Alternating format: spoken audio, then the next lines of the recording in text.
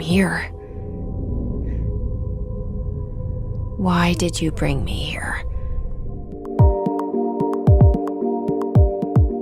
Control is like if Stanley Kubrick was given force powers to play around with in a giant haunted office space. It is an amazingly fun, challenging third-person action game. Control is the most awesome Twilight Zone game we never got. It's Twin Peaks, The Twilight Zone, or Lost, the action game. What if you were stuck in an office, but instead of being very boring, it was very scary and weird? And also, you could fly. Control is Game of the Year because it ties so many different things together in a really interesting way. Like, it's telling a story in a way that only games really can, by feeding you through an environment that's completely full of other stories to find. The way the gameplay interacts with the level design and the art design, all of it comes together to make this single engrossing experience that feels complete, feels whole, and just feels so fun to play.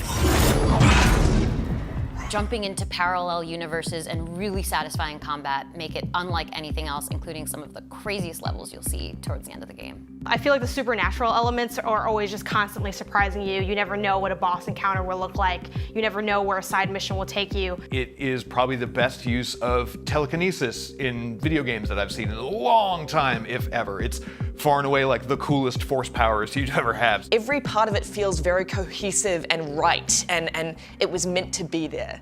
Control is just stylish. It's artsy and psychedelic. It's like those scenes in Doctor Strange when all of the cities start collapsing in on each other, but it's like that for like 12 hours. It's so fun to watch and play.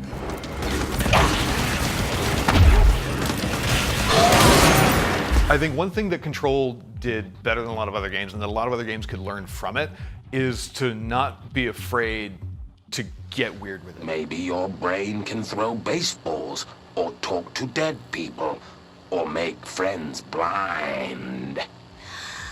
it isn't afraid to leave players a little bit in a lurch in terms of not just telling you exposition. It lets you figure that stuff out, and I really, really hope other games do that.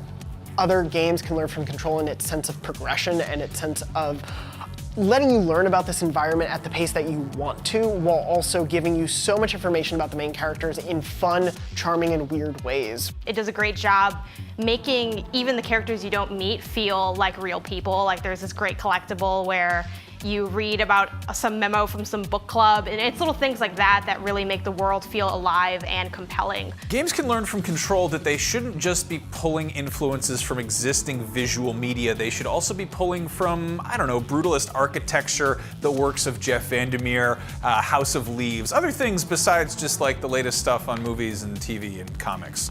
I think a lot of people will talk about the story and the feel of this place and the look of it, but really what I think games can learn is that if you just take a few very small pieces of gameplay, like how your shooting feels or how it feels to pull something towards you, and tweak that and make it as good as possible, it is a good replacement for having 10 powers. I think games could learn from Remedy's courage to just stick with something and make you use it and realize why they like it as much as you will.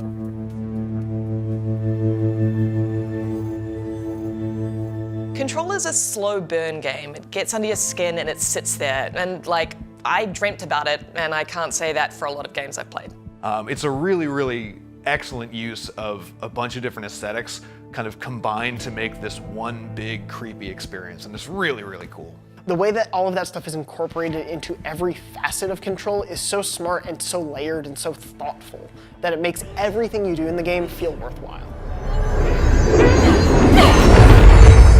You know, Remedy is known for doing weird games with weird mechanics and all this sort of mind-bending stuff, but even for them, this is something pretty unique and pretty cool and different. And I think what impressed me so much about it was just that, was that out of all the games that came out in 2019, this was the one that really did something fresh and really took risks in a really interesting way for me.